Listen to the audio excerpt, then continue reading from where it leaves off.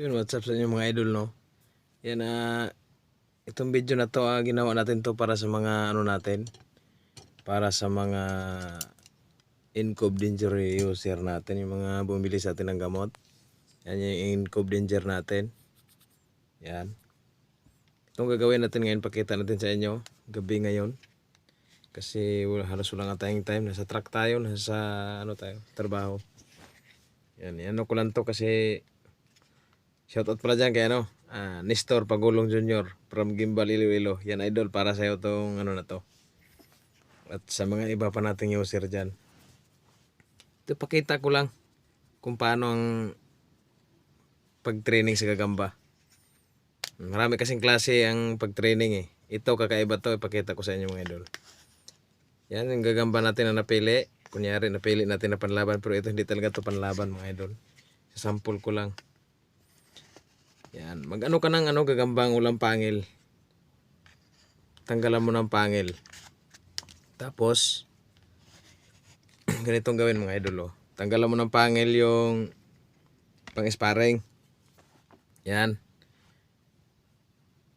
Tapos, ganito ang gawin mo mga idol, oh. Para yung gagamba mo pagdating sa laban, hindi nasisindak. Sa dakmaan, sa baba. Oh, ganitong gawin mga idol, oh. Andyan yung gagamba. Lagay nyo dito mga idol, oh. Yan, ganyan. Yan. Yan, takpan nyo ng ganyan. Yan, tinan-tinan yan. Hanggang sa maglamutakin yan ng napili yung panlaban. Yan, ganyan, oh. Yan, oh. Yan. Yan, yung magrambulan sila dyan. Yan, oh. Yan, dinadakman yan. Lalong tatapang ang gagamba dito mga idol. Papakita ko sa inyo, ah. Yan. Ito talaga, nagpapatapang talaga to ng husto. Yan, oh. Oh. Sumadilim nga lang. Yan, hawakan yan, oh. Yan. Ganyan. Ganyan ang tama. Tapos siguro mag-ano tayo, gawa tayo ng video na ano, kung paano talaga gamitin din tong load natin. Kasi hindi to pwedeng araw-arawin, masisira yung gagamba. Yan ito, grabing tapang, oh. Kakalagay lang natin ng gamot niyan kasi pinili ito yung medyo malalakas. At yan naman, oh, okay na. Hayaan mo siya, huwag mong awatin ng ganyan. Hayaan mo muna siya mga ilang minuto dyan. Tapos meron pang isa. Kung paano siya talaga, ano, ito naman. Kuha naman tayo ng ulang pangil. Kunti lang gagamba ko kasi. Ito pa, sample pa to. Para lang to sa inyo mga idol.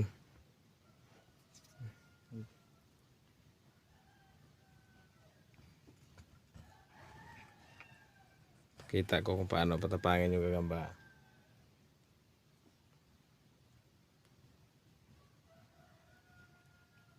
Yan.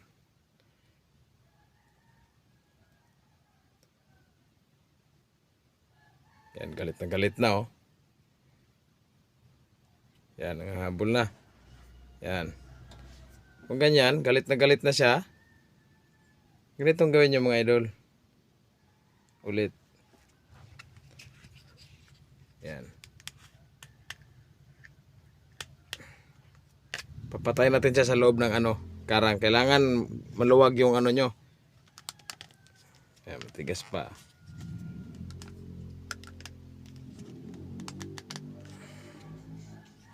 Yan mga idol, ah.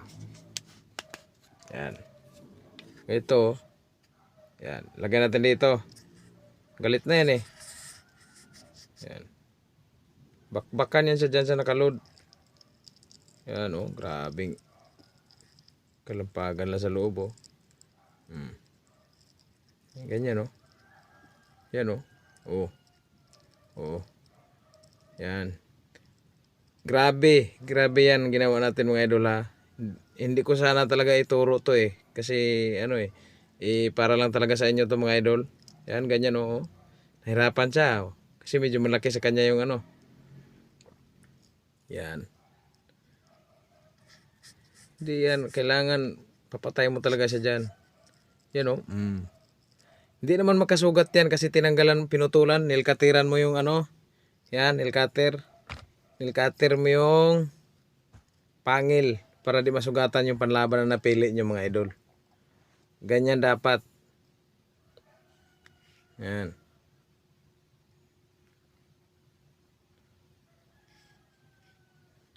Ito naman, pag hindi kakain, yung gagamba. Awatin na natin to isa. Kasi wala tayong ibang gagamba eh. Halimbawa may gagamba talaga na ano, Marte. Hindi kakain. Ganitong gagawin nyo mga idol oh. Push lang muna natin. Yan mga idol. Diba hindi kakain yung gagamba? Labas nyo. Meron talagang, minsan kasi pag subo mo nagugulat eh. Nabibigla mo. Ganitong gagawin yung mga idol oh. Napakadali lang. Yan, paikutan nyo ng ganyan ng patay oh. Yan. Yan, pag kumagat ang gagamba, hayaan nyo.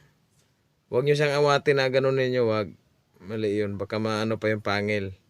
Tapos pag kumagat sa laban, kala mo, bakit hindi, parang hindi nakatalab yung kagat ng gagamba ko.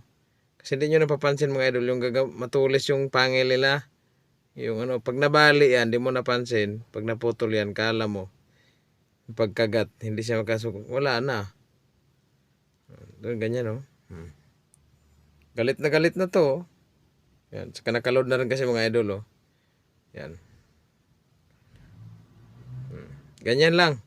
Ilagay nyo dyan sa ano, balik nyo dito sa lagayan. Tapos maganda ipakain nyo yung ulo. Ngayon ipakita naman natin yung ulo. Yung paano pakainin ng ulo sa gagamba to. Hatiin natin sa 4. Pakita natin sa inyo mga idol. Pause lang muna natin saglit.